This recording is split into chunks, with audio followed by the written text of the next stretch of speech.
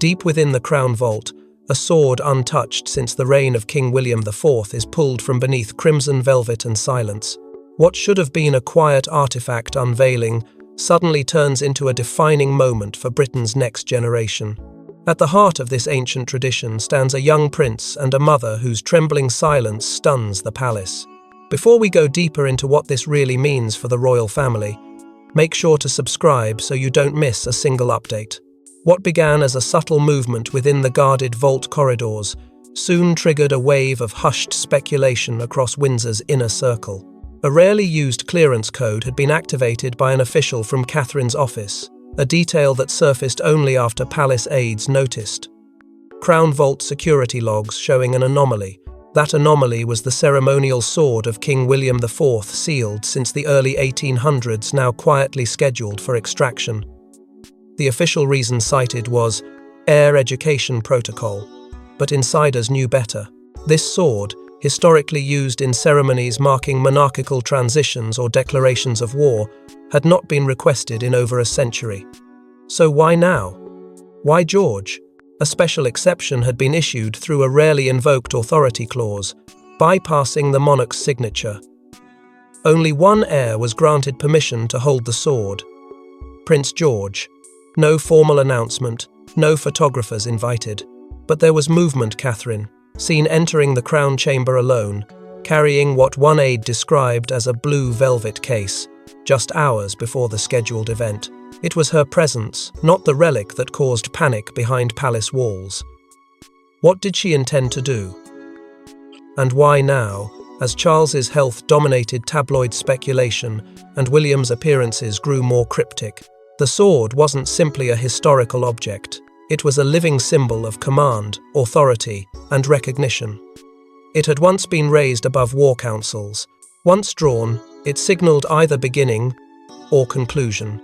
Catherine's quiet push to place it in her son's hands, without fanfare or approval from Camilla, was not just symbolic. It was seismic. Whispers emerged that the move was not ceremonial, it was strategic.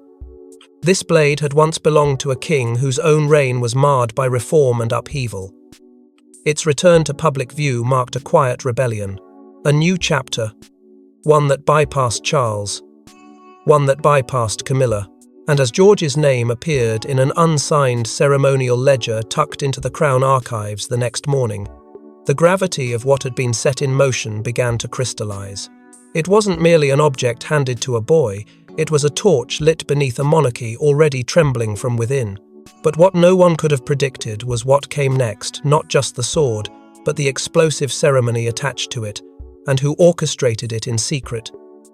A sealed envelope marked with Queen Elizabeth's insignia, found in a locked the drawer of Clarence House, allegedly contained only one line: "When the kingdom's balance must be signalled, let the blade rise."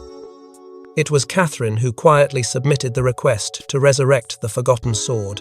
Why? And why now?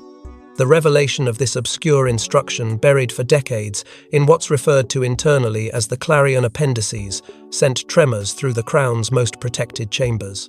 Only 3 living individuals had previously read its contents, and none expected it to surface in the current climate of royal instability. The instruction, cryptic yet commanding, had no timestamp, no author signature beyond the Queen's seal, and no defined recipient. Yet Catherine acted as though the words were meant solely for her. Her submission to the Crown Chamber, delivered discreetly through her private secretary, was signed not with her title, but her name, a rare and intimate formality that signalled personal conviction over public duty. 2 weeks before the sword appeared in the Crown Vault itinerary, Catherine had invoked a clause that hadn't been touched in nearly 50 years. Protocol Clarion, Section 9. This clause permitted the temporary reactivation of ceremonial weapons as symbols of continuity only when the monarchy's balance faced subtle or internal threat. What threat Catherine perceived has remained undisclosed, yet royal aides confirmed she acted alone, without consulting Charles, Camilla, or even William. The Crown Chamber, caught off guard, initiated an emergency advisory review, but instead of rejecting the request, the vote passed barely. Some say it was her influence, others whisper it was fear. A royal source claimed Catherine's accompanying letter included a phrase that sent chills down the spine of the entire advisory body.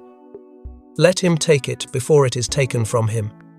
Behind palace walls, Prince George's image had begun to shift. Once a shy, school-uniformed child holding his mother's hand, he was now emerging as the focal point of palace recalibration. He was no longer merely next in line, he was being positioned as a quiet force of restoration, a figure molded for a fractured future. And yet, through all this maneuvering, one figure remained strikingly uninformed: Camilla. Kept entirely in the dark until hours before the sword's unveiling, her response, according to insiders, was described as cold fury. The absence of consultation was viewed not just as disrespect, but as a strategic exclusion from the kingdom's next symbolic milestone. Catherine, meanwhile, was not idle. She was preparing privately, emotionally, meticulously. Multiple undisclosed meetings took place between her and Princess Anne, a figure known for her unwavering loyalty to the late Queen. The Archbishop of Canterbury was seen arriving at Kensington Palace under unusually tight security, suggesting spiritual counsel or a constitutional consultation. All of this, hidden beneath the surface, formed the scaffolding of a moment few would understand until it had already happened. This was not a ceremonial tribute to the past. It was a declaration of transition, a quiet warning to all who had grown comfortable. But Catherine's silence was only the beginning. Her son's unprepared confrontation with destiny would shake even the most seasoned courtiers. He's only a boy, a child raised in the spotlight, now staring down a symbol of power forged in a violent past. Prince George's quiet resistance to the ceremony, captured in stolen glances and clenched fists, reveals a war raging inside him. The sword glinted in the candlelight and he hesitated. What the public saw as a dignified ceremonial gesture concealed something far more human. Reluctance, fear, and confusion bottled beneath royal training. In private, George had confided to his tutor just days earlier, saying he didn't want to be handed weapons, a phrase that unsettled the court far more than any political fallout. This wasn't a boy eager for crowns or cloaks, this was a child caught between the comfort of innocence and the crushing expectation of legacy. For all the symbolism layered onto the blade, George saw it for what it was. A tool of power, maybe even violence, polished and prepared in the name of duty. Catherine, who had orchestrated every step with silence and precision, stood only feet away, her hands clasped tightly, eyes trained not on the blade but on her son's face. It was a look not of triumph, but torment. She had summoned this moment, invoked the legacy, and revived a forgotten ritual, but now, as the heir she bore stood frozen before the sword, the weight of that decision pressed against her chest. Her maternal instinct screamed for retreat, her royal obligation demanded resolve. And yet, as aides subtly adjusted the positioning of the blade, as if its alignment might ease the tension in the room, the question remained unspoken in her heart. Had she asked too much, too soon? William's absence echoed louder than the Archbishop's prayer. It wasn't an oversight, it was strategy. Whether meant to distance himself from the sword's implications or shield George from the pressure of dual parental gazes, the absence stirred uneasy speculation. Those closest to the Prince of Wales described him as deeply aware of the ceremony, but unwilling to place the crown's weight on a child's shoulders without protest. Still, no formal objection came. His silence was his message, and it pierced louder than if he had stood at George's side. Observers couldn't help but draw emotional parallels. George, becoming a reflection of his great-grandmother Elizabeth, who was just 10 when her father became king, or his grandfather Charles, who was 4 when his own title was declared. There was something haunting about the lineage repeating itself through hesitant eyes and trembling fingers. The sword, though still and cold, throbbed with the heat of unspoken consequence. In its presence, George felt something ancient press into his chest, an inheritance he never asked for, a responsibility no child should carry alone. When the aides gestured for him to approach, he moved slowly, deliberately, the room holding its breath. As they placed the sword gently on the ceremonial cloth before him, George leaned forward and whispered so softly that only the nearest aide caught it. "Is this really mine?" It wasn't a question of possession. It was a plea for clarity, for reassurance that the history bound to that blade wouldn't become chains around his own life. Yet as his hand hovered above the hilt, it wasn't his father's voice guiding him, it was someone else's entirely, someone unexpected from the royal past. Sources confirm Catherine clutched a small ivory booklet during the ceremony, said to be handwritten notes from the late Queen herself. What Catherine read aloud in that hushed moment not only stunned the audience into silence, but reportedly brought George to tears. The booklet, whispered about for months among the most trusted palace staff, had been known only as the Book of Intention. Its pages, yellowed with age and stitched in white thread, were said to contain Queen Elizabeth II's private reflections on succession, stability, and the emotional toll of monarchy. No one expected those words to surface. Fewer still believed Catherine would be the one to read them. But as she opened it in the heart of the crown chamber, her voice measured and reverent pierced the silence with a conviction that was more than ceremonial. It was spiritual. Some in the room described the moment as surreal. Others said it felt like Elizabeth herself had returned to speak one final time. The phrases Catherine recited had never been heard before, not even by senior members of the Privy Council. A monarch must not only stand, she must carry, and she must release. "May the child carry what we could not, and release what we could not name," Catherine read aloud, her voice trembling only once. There was no official attribution. But those who knew Elizabeth's cadence, her choice of words, and her instinct for coded blessings swore those lines could have come from no one else. The room froze. Even the aides who had seen everything, abdications, weddings, state funerals, stood in reverent disbelief. And when Catherine finished, George looked at her with glassy eyes, whispering, "Was that Gran-Gran's real voice?" The question, though simple, shattered the emotional barrier around the ceremony. For the first time, the ritual felt less like a formality and more like a farewell, a goodbye from the grandmother he barely knew, speaking through his mother in a moment of reckoning. Princess Charlotte, seated beside Lady Louise, gripped her cousin's hand so tightly it turned white. Neither of them spoke. But their silence radiated something the adults hadn't, prepared for unity. The younger generation understood, perhaps more than anyone, the magnitude of what had just taken place. Behind them, a quiet commotion stirred not among the guests, but among security. Senior officers received a directive mid-ceremony: seal all cameras, secure all devices, and disable all live feeds. The instruction came directly from a source close to Kensington Palace. There would be no public footage of what Catherine read. No photographs. No audio. Only memory.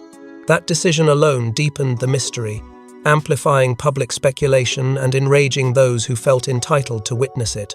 And yet, amid the reverence, a growing question began to tighten its grip around the royal court. Where was Camilla? Her absence could no longer be chalked up to scheduling or symbolism. She had not been seen in the wing of the palace since early morning, and with each new ceremonial step, it became increasingly clear that she hadn't just been excluded, she had been deliberately erased from this moment in time. But even as Catherine guided George through the storm of symbolism, an older storm was brewing, one rooted in bitter rivalry and a betrayal from within. Moments before the blade was passed, Queen Camilla was reportedly denied entry by palace stewards under direct instruction from the Crown Chamber. Her response? A formal written protest, citing abuse of ceremonial protocol and an accusation that shocked senior aides. The confrontation, though carefully shielded from public view, exploded through internal corridors like a thunderclap. Camilla's security team, fully prepared to escort her to the ceremony, was halted not by accident but by calculated order, one traced directly back to Prince William's office.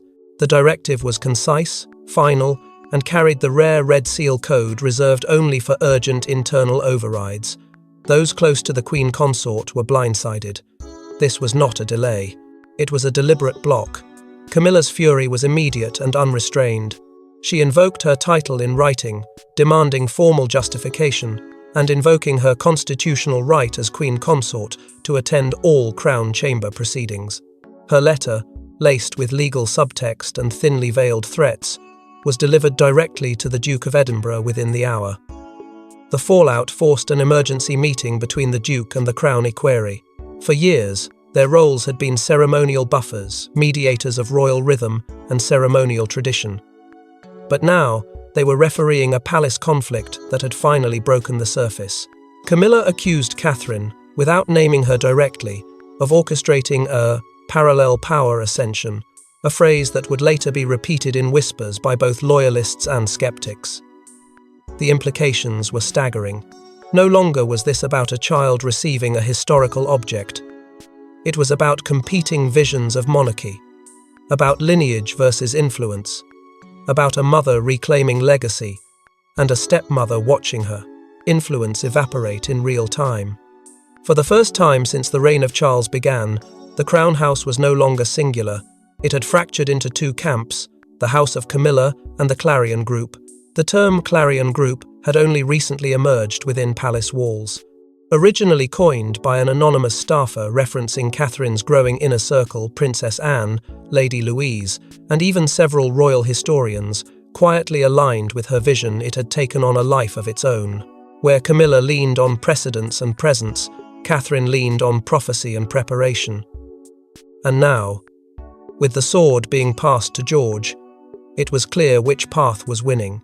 The moment George's name appeared in the ceremonial ledger, just before the blade's presentation, a leak made its way to the press. A headline appeared within hours. Queen Camilla locked out George, crowned by Clarion. The source was never identified, but the damage was done. Public opinion exploded, speculation soared, and the palace's fragile unity split wide open. Inside the palace, aides began picking sides quietly but decisively. The sword had done more than mark tradition, it had drawn battle lines. Camilla's absence was no longer an oversight, it was a statement of exclusion, a deliberate repositioning of power by the very people she once thought allies. The monarchy was no longer being shaped by decree, it was being rewritten through ceremony, silence, and symbolism. As George finally accepts the sword, the weight isn't just historical, it's political.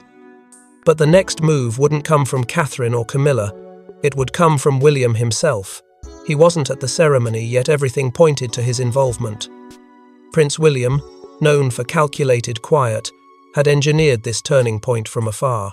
And now, insiders reveal a sequence of memos, approvals, and blocked access that led straight to him. While the public watched Catherine lead George through a ritual cloaked in legacy, William's fingerprints were embedded in the machinery that made it all possible. A meticulous timeline pieced together by internal couriers and Crown Chamber aides revealed that the order to retrieve the sword had been signed off by William's private secretary a full 12 days before Catherine submitted her formal request. It hadn't just been permitted, it had been orchestrated, in silence, by the heir to the throne himself. Not a single move was made without his oversight, each form cleared, each channel unlocked, ensuring that the sword would rise, but not under his name. Weeks before the event, William met in private with the Duke of Norfolk, England's chief ceremonial architect. The meeting, scheduled under the guise of a logistical audit, took place behind closed doors, with no staff present. But following that encounter, palace logistics underwent a subtle shift. The route of the ceremonial procession was redrawn, the list of attending clergy revised, and, most notably, the traditional notification procedure that would have alerted Camilla of the ceremonial activation silently disabled. William's refusal to attend the actual event now appears less like detachment and more like strategic theatre, a deliberate absence designed to send a message without speaking a word. He knew his presence would tilt the moment toward confrontation. By staying away, he offered Catherine and George a vacuum, one he had quietly built, one he intended them to fill. What he offered in return was not his presence, but a private message delivered directly to George the night before. Scribbled in his own hand, it read, "What you hold is not just metal, it's memory." It was more than reassurance, it was instruction. George was not merely wielding a ceremonial relic, He was holding the symbolic weight of lineage and legacy, reawakened under his father's command. Still, this calculated maneuvering came at a cost. Communication between William and King Charles had grown strained in the weeks leading up to the ceremony. Sources claim the king questioned the necessity of such symbolism and was deeply unsettled by the bypassing of Camilla, yet William pressed forward. His focus, aides said, was unshakable. Solidify George's presence while the nation's attention was on uncertainty. Prepare the air. Control the narrative. Leave no trace. Perhaps most telling of all was William's subtle redesign of the ceremonial pipeline. A bureaucratic shift within the palace events office that redirected final ceremonial approvals to a new council, one stacked with clarion-aligned figures. It effectively bypassed the Queen Consort's team and centralized discretion around future rites in Kensington. A quiet coup dressed in protocol. While the world debated Catherine's role and George's readiness, the true strategist remained in the shadows, controlling the flow, curating the outcome, and removing obstacles before they ever had a chance to speak. But just as the political layers peeled back, something far more intimate surfaced the moment Catherine's eyes filled with tears, and the palace froze. She held her composure for years, through press scandals, surgeries, scrutiny, and silence. But as her son gripped the hilt of William IV's blade, something in Catherine broke. For a single moment, the poised Princess of Wales became only a mother watching her child step into history's fire. The weight of years collapsed into that moment. No headline, no camera, no official statement had ever captured what now poured from her in silence. Catherine's tears, seen by only a handful of stunned onlookers, were what insiders would later call her only lapse. A woman so often defined by restraint and diplomacy allowed emotion to rise not for the crown, but for the boy, her son. The child she had shielded from political games and public manipulation was now stepping into the furnace, not as a royal figurehead, but as a target of history's unrelenting cycle. The emotional toll she had carried, quietly grooming George for a role he never asked for, now surfaced like a fault line splitting beneath her feet. Every decision, every hidden letter, every symbolic act had led to this one irretrievable moment. And yet, as the tears fell, it wasn't scandal, it was humanity. Palace aides, long trained in etiquette and emotional neutrality, were left stunned. One senior staff member reportedly whispered, "I've never seen her cry. Not once. Not even after Windsor's darkest days." But this wasn't a cry of defeat.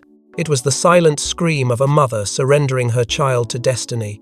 In that instant, the monarchy was stripped of titles and formality. It was just a mother and her son and the sword between them. Princess Anne, standing just behind the royal dais, moved swiftly. With one hand on Catherine's back and the other clutching a folded handkerchief, she offered no words, just presence. It was Anne who had seen this burden before, who had lived through the haunting transformations of childhood into duty, and who now served as the silent steward of Catherine's breaking point. Those close to the inner circle revealed that, afterward, Catherine said nothing to anyone. She walked slowly, deliberately, retreating behind the crimson curtains without a glance back. But George noticed. As he held the sword and looked down its ancient blade, he turned his head slightly and whispered so faintly that only one aide caught it, "Mum, it's okay." That single phrase, fragile but resolute, echoed louder than the ceremony's formalities. It was the boy trying to comfort the mother. It was the heir consoling the architect of his rise. The press, though ready and positioned, captured none of it. Security protocols initiated moments before the transfer had already frozen the press pool. Still, shots were taken, but anything that revealed Catherine's tears was tightly restricted and never distributed. Internally, the palace justified this blackout as respecting the sanctity of private grief within public duty. But everyone inside knew the truth. What had occurred wasn't meant to be seen. It wasn't part of the script. It wasn't part of the plan. And yet, it became the moment that defined everything that followed. Yet what came after would turn emotion into uncertainty, because behind the sword's symbolism lay a deeper threat, a challenge to the line of succession itself. Documents leaked just days after the event revealed a buried clause in the royal ceremonial codex. Should the blade of William be raised under royal witness, a shift of precedence may be acknowledged. Was Prince George's ceremony a hidden succession signal? That single question cracked open a fissure beneath the monarchy, one that palace officials had fought for decades to keep sealed. The clause, buried deep within an annex of a little-referenced ceremonial volume, was not part of standard protocol, but it had never been revoked. Historians and legal scholars immediately seized upon the language, dissecting the weight of the word acknowledged versus declared. In royal language, every word is deliberate, every silence loaded, and in this case, ambiguity had become a weapon. The Codex, written in 1845 and last amended in 1963, had long been a ceremonial archive rather than an instrument of legal authority. Yet in light of George's highly publicized, tightly choreographed encounter with William IV's sword, its meaning suddenly felt explosive. Catherine had not proclaimed George anything, nor had William or Charles uttered a formal decree. But the ceremony had occurred. The blade had been raised, royal witnesses had been present, and the codified clause made it unmistakably clear. In such a case, precedents may be acknowledged. The implications were impossible to ignore. If precedents had shifted, if even symbolically then, had George just leapfrogged an entire generation of royal order, had a soft coronation occurred beneath the veneer of a ceremonial tribute. Within hours, the Archbishop of Canterbury reportedly convened an emergency consultation with senior legal advisors at Lambeth Palace. Though no statement was released, leaks confirmed that he had requested access to ceremonial footage and transcripts. His concern, it was said, wasn't theological, it was constitutional, because if the ritual had been misused to communicate succession without full crown or parliamentary sanction, then the Church may have inadvertently become complicit in bypassing the sovereign. Camilla's legal team, already preparing statements in response to her exclusion from the event, pounced. Internal advisors were reportedly tasked with reviewing centuries of ceremonial precedent to find fault lines in the ritual's legality. It was no longer about optics, it was about lineage. At Westminster, the whispers turned into murmurs. Members of Parliament began raising questions quietly, behind closed doors, about the legality of symbolic succession events and their constitutional implications. Had the palace overstepped its role in staging an event with such layered implications without consulting the Commons? Was this ceremony an act of tradition or an undeclared shift in the monarchy's future leadership structure? Meanwhile, outside the palace walls, public opinion erupted in George's favour. Social media hailed him as the silent sovereign, while polling indicated an unprecedented surge in support for his symbolic rise. For the first time, the monarchy's generational future seemed more trusted than its present hierarchy. All the while, Kensington Palace remained silent. No confirmations, no clarifications, no denials. It was a silence louder than any proclamation. But silence cannot contain a constitutional firestorm. The kingdom needed a voice. And as Britain grappled with what the blade truly meant, it was the king himself who broke his silence with just 3 words. From Balmoral, King Charles issued a handwritten statement seen by only a select few. Let it stand. No clarification, no denial, just 3 words that stunned the monarchy, froze Camilla's advance, and sealed George's future in an unexpected way. The note, written in the king's own script, was delivered to the Duke of Gloucester and read aloud in a closed advisory meeting. For days, the palace had been trapped in a spiral of legal interpretations, constitutional whispers, and internal revolt. With one line, the king neither endorsed nor rejected the sword's symbolism, he simply allowed it to exist. And in royal language, allowing is as potent as ordaining. The ambiguity was thunderous. A monarch who had spent a lifetime in waiting had now placed the weight of direction not on declarations, but on legacy. And the kingdom understood.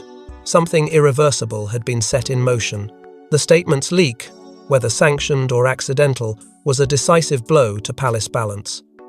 Some aides interpreted the move as a quiet abdication in slow motion, a prelude dressed in poetic finality. Others insisted it was an attempt to stabilize the institution to validate Catherine's orchestration and prevent Camilla from pressing forward with legal objections. But the impact was clear. Camilla was devastated. According to a source close to her private household, she locked herself away in Clarence's house after hearing the phrase, interpreting it as a subtle dismissal of her authority.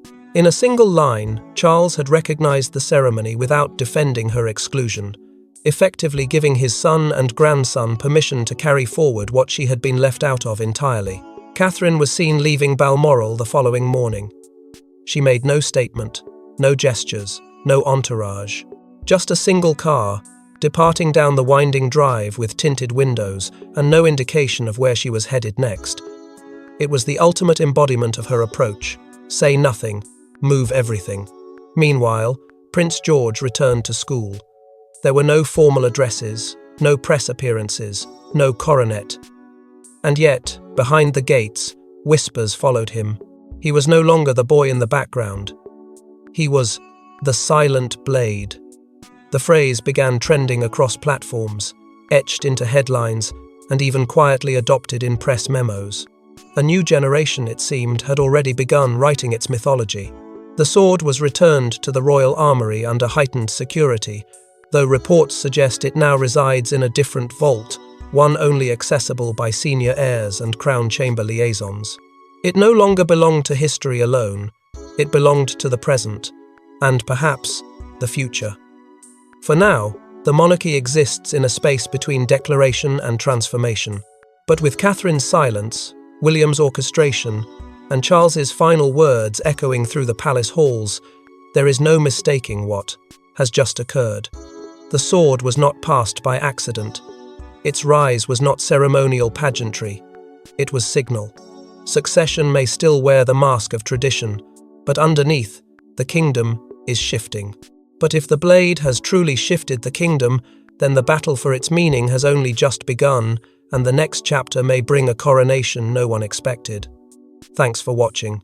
Please don't forget to like and subscribe, and we will see you in next one.